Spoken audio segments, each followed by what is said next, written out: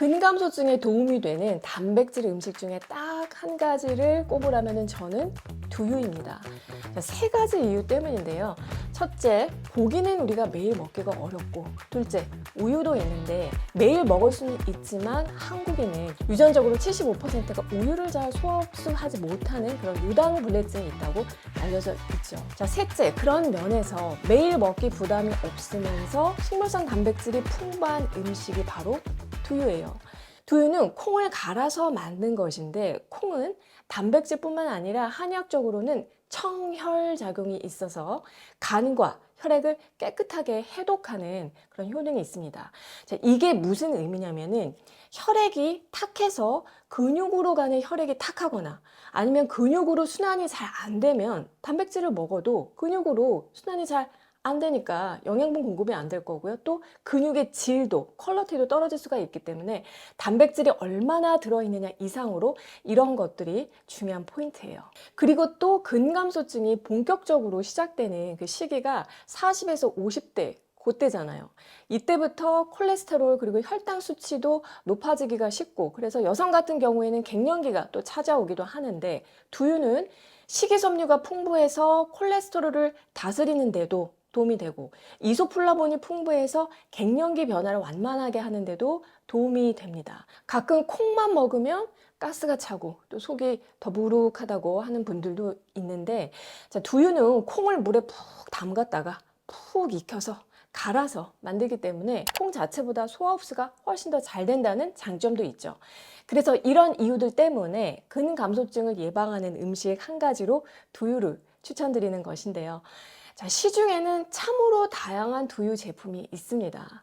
그런데 어떤 두유는 말이 두유지 그냥 음료수 같은 제품도 있어서 지금부터 건강한 두유를 고르는 꿀팁을 알려드리려고 해요. 자, 이거는 저만의 기준이기 때문에 선택은 여러분의 몫이고요.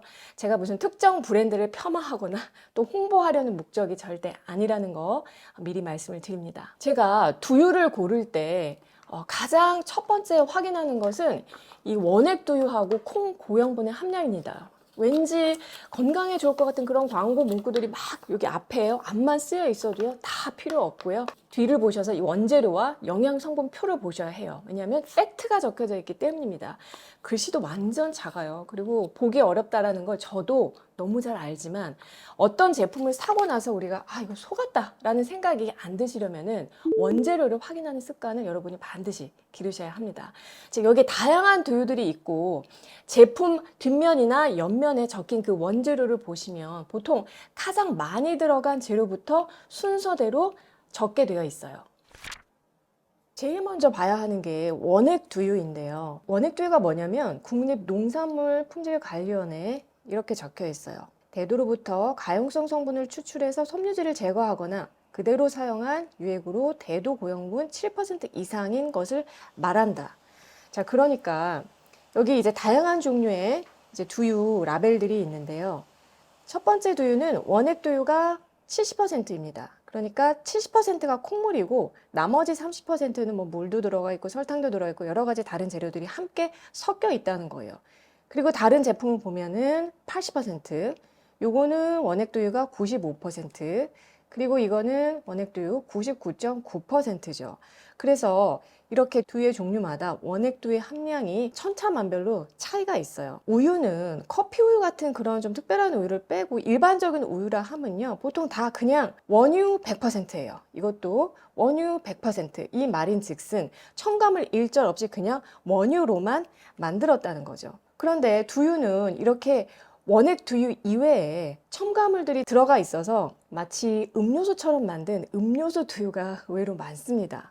근데 우리가 음료수를 먹으려고 이 두유를 먹는 것이 아니기 때문에 여러분들이 두유를 고를 때는 원액 두유 함량이 좀 높은 것을 골라주시는 게 좋고요. 그런데 원액 두유 옆에요, 고형분이라고 적혀 있는 게 보여요. 이 제품 같은 경우는 고형분이 7%, 그리고 이 제품은 대도 고형분 8%, 요거는 10%예요. 이 고형분이라는 게 뭐냐면은 콩물에서 물을 제외한 콩이 차지하는 비율을 말하는데요. 이 고형분의 함량이 높을수록 그만큼 콩물이 진하다는 겁니다. 자, 이 얘기인즉슨 콜레스테롤을 다스리는 데 도움이 되는 콩의 섬유질 함량도 그만큼 높다는 뜻이에요. 그래서 만약에 원액두유의 퍼센티지가 같은데 고형분이 더 높다 그러면 고형분이 높은 걸 선택하는 게 더 유리하겠죠.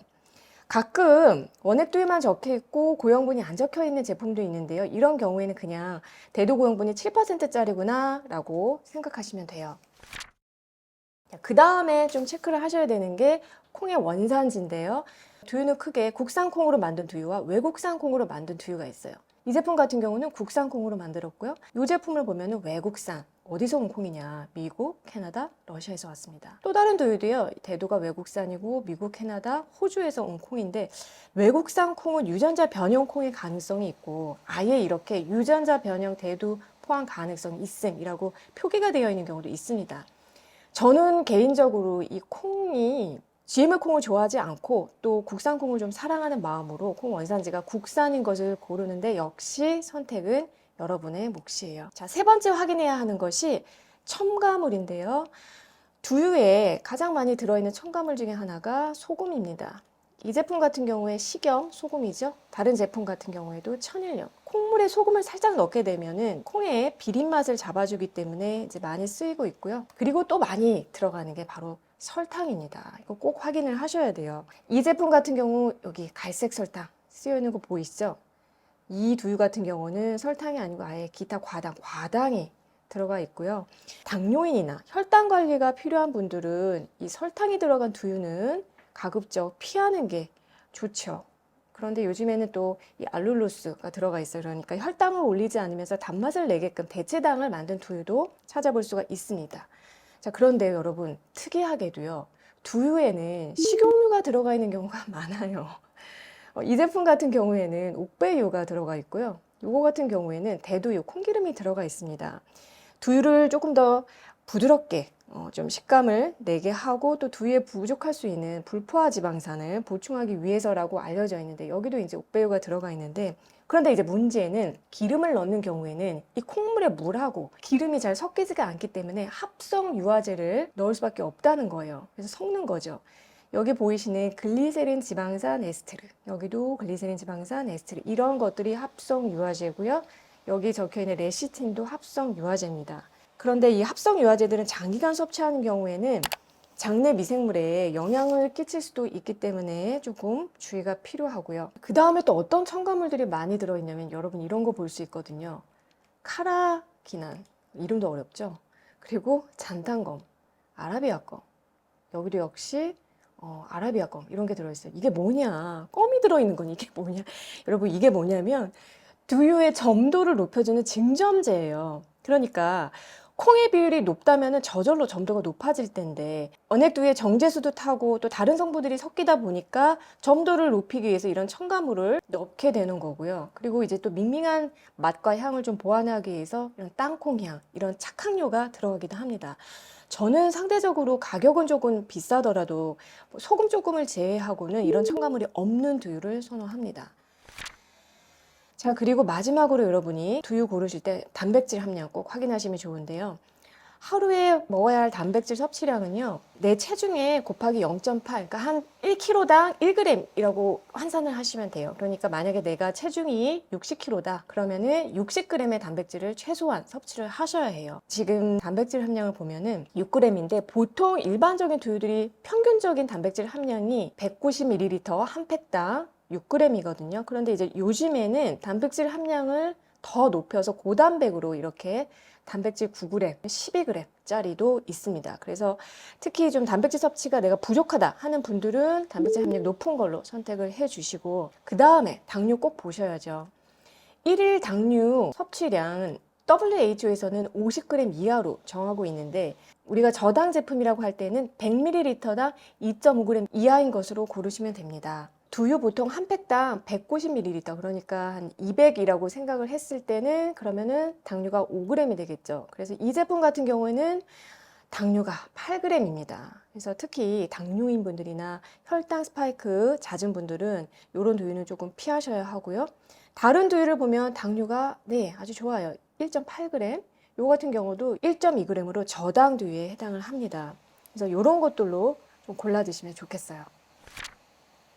오늘 내용을 정리하면은 근감소증 치료를 위해서 매일 식사할 수 있는 음식으로요, 두유를 추천을 드렸고, 제가 건강한 두유를 선택하는 기준 4가지 말씀드렸어요. 원액두유 함량, 콩 원산지, 콩물 외에 첨가물 유무, 그리고 단백질과 당류의 함량, 이렇게 이제 기준 말씀드렸고, 이런 기준을 바탕으로 대략 어떤 두유를 우리가 고려해 볼 수 있을지 아마 궁금해 하실 것 같아서 이제 말씀드려보면, 이거 절대 특정 제품 홍보 아니고요. 자, 요거 이제 대학두유, 약콩두유인데 여기에는 첨가물이 없이요, 그냥 깔끔하고 국산 콩이라는 장점이 있지만 단백질 함량은 보통 그냥 두유의 수준이에요.